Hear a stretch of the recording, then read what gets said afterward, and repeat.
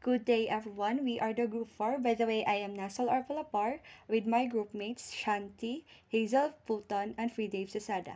So let's proceed to the introduction. Elements are not often found pure in nature. Most elements are chemically combined in a definite ratio with other elements. These types of substances are called compounds.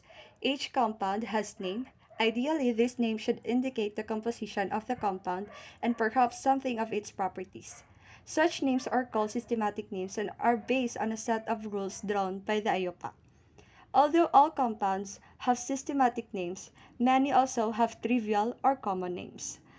Elements have symbols, compounds have formulas.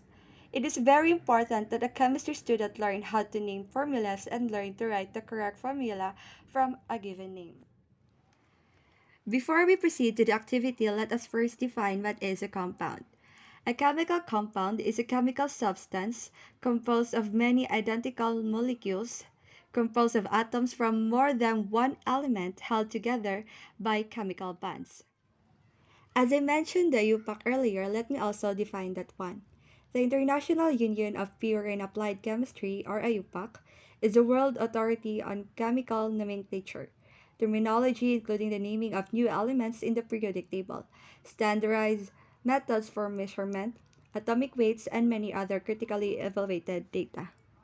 So for the objectives of this activity, first, write the chemical formulas of given named compounds. Second, write the names of given compound formulas. Morning everyone, I am CNT and I will be reporting the first part of the activity wherein we will write the correct chemical formula of the compound formed when the positive ion in the vertical column combined with the negative ions across the top of the row. So we have here the positive ions. We have aluminum that has a charge of positive 3. We have copper 2. And when you look at your periodic table, copper has a charge of positive 1 and 2. But the given already indicated what charge we will be used, as the same as with iron and the lead. And we have potassium that has a charge of positive 1. So number 1, we have aluminum carbonate. And we already have the answer, which is Al sub 2, CO sub 3, 2. So to come up with this answer, first we will write the element symbol of the compound. The aluminum, the element symbol is Al, and the charge you can see in your periodic table is positive 3. And carbonate, we will find that in the periodic table, it is a polyatomic ions. We can tell that because it ends with ATE. So we need to look up this on the table, on the common polyatomic ions, and you can see that in the lower part of your periodic table, and if meron kayong mga periodic table dyan, pwede nyo kusundan. So the lower part of your periodic table that has an anions and cations, yan sila. Hanapin niyo yung carbonate, and if makita nyo na, we have the symbol of carbonate CO sub 3 and has a charge of negative 2. So aluminum is a metal and carbonate is a non-metal, and we have an ionic compound. And remember, ionic compound are formed when non-metal and metal reacts to each other, while covalent compound are formed of two non-metals that reacts to each other. So we have ionic compounds because at what I said earlier, aluminum is a metal and carbonate is a non-metal. So aluminum has a charge of positive 3 and carbonate has a negative 2. So the total charge of an ion and a net charge need to add up to 0 for this to be a neutral compound, and aluminum carbonate is a neutral compound. So ngayon, hindi pa siya neutral, so we will fix that by changing the subscript to get into balance, and we use something called crisscross method. So, sa crisscross method, we take the negative 2 from the charge of carbonate and we will move that to aluminum as a subscript.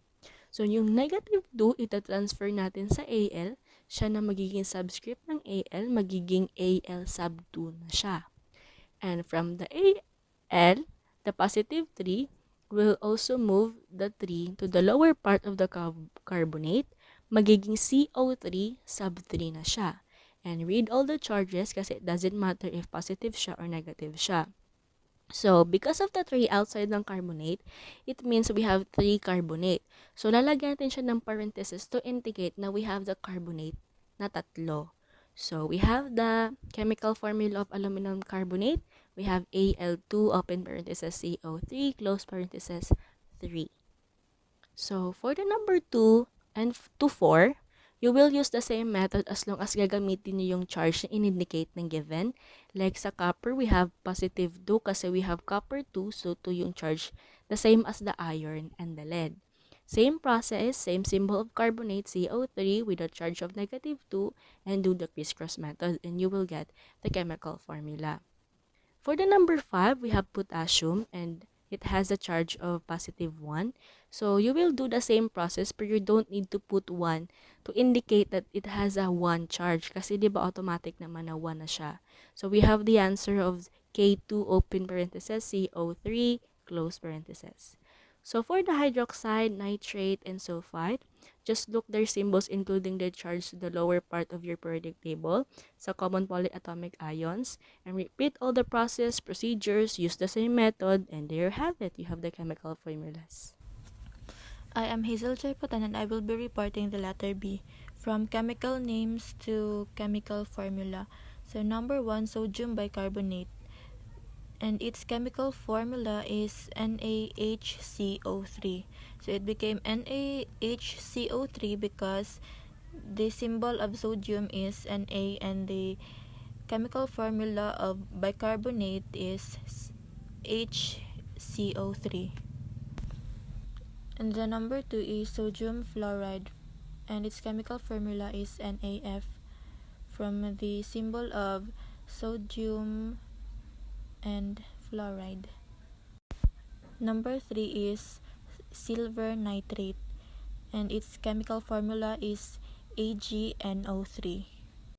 It became AgNO3 because from the symbol of silver, Ag, and the chemical formula of nitrate is NO3. Number 4, lead for nitrate. So its chemical formula is PbNO3 4. It became PbNO3 4 because the chemical symbol of lead is Pb and has a charge of 4 plus because of the Roman numeral. And the chemical formula for nitrate is NO3 negative. And after that, use the crisscross method. Number 5 is copper 2 sulfate. So its chemical formula is CuSO4. Naging CuSO4 siya because ang symbol ng copper is Cu and it has a charge na 2 positive. And the chemical formula for sulfate is SO4 2 negative. Naging CuSO4 lang siya because ang charges nila is unlike signs and pero same number, 2 positive and 2 negative, so ma-cancel siya. Number 6 is lithium sulfate, and its chemical formula is Li2SO4. Number 7 is iron 3 chloride. So its chemical formula is FeCl3. So, naging FeCl3 lang 3 siya because ginamitan ng crisscross method. Number 8, silver perchlorate. Its chemical formula is AgClO4. Number 9, tetraphosphorus heptasulfide. Its chemical formula is P4S7. So, naging P4S7 siya because of the prefix sa tetraphosphorus na tetra means 4 and the prefix sa heptasulfide na hepta means 7. Number 10 is disulfur tetrafluoride. Its chemical formula is S2F4. Number 11, mercury 2 phosphate. Its chemical formula is Hg3PO42.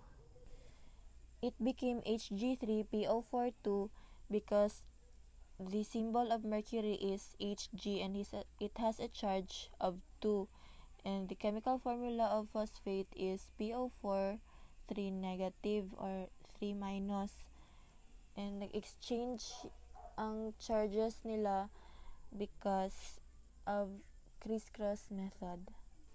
Number 12, carbonic acid. Its chemical formula is H2CO3. Number 13, nitrogen tribromide. Its chemical formula is NBr3. Number 14, nickel 2 chloride.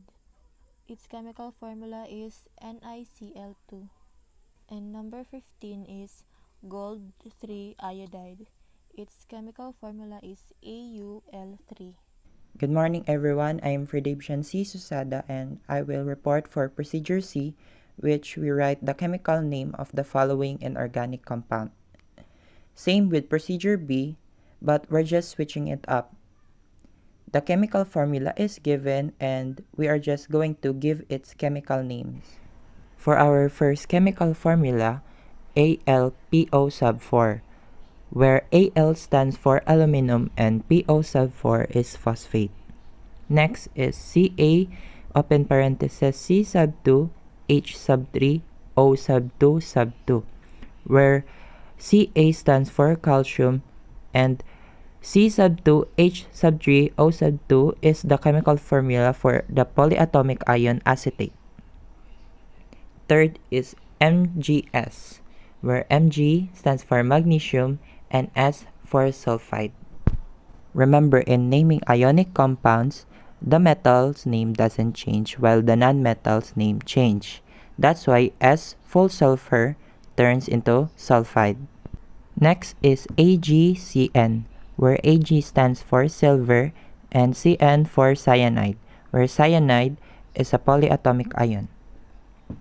Next is Fe sub 3 N sub 2, where the systematic name for Fe sub 3 is iron 2, which indicates that iron has a positive 2 charge, and N sub 2 is a nitrite.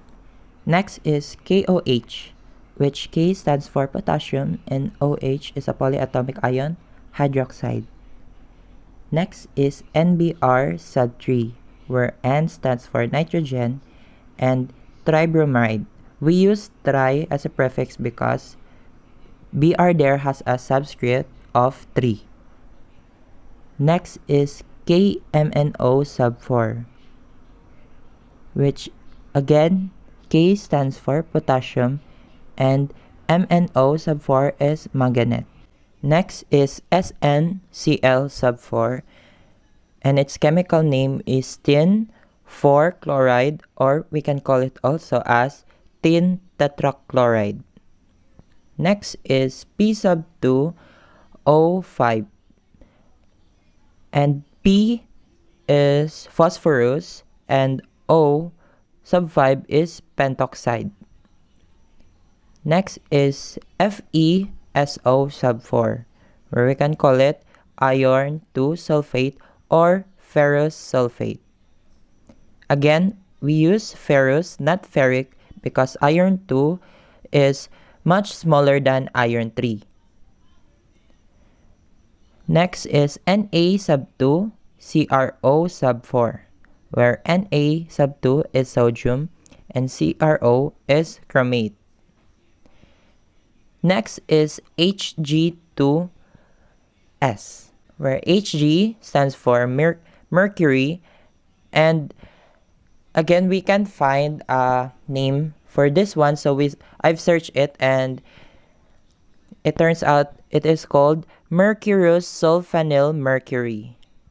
Next is BaCO sub 3, where we call Ba as barium and CO3 as a polyatomic ion carbonate. Lastly, Ag sub 3 PO sub 4 is also called as silver phosphate, where Ag again is silver and PO sub 4 phosphate. For our conclusion, we summarize all of our answers to come up with this. This activity helped us to restore our knowledge about naming and writing the correct formulas. Even though this activity is quite challenging, we still managed to write the chemical name and chemical formula. It also helped us to expand our knowledge about the periodic table on how elements work together. Moreover, it will help us to the incoming activities and lesson.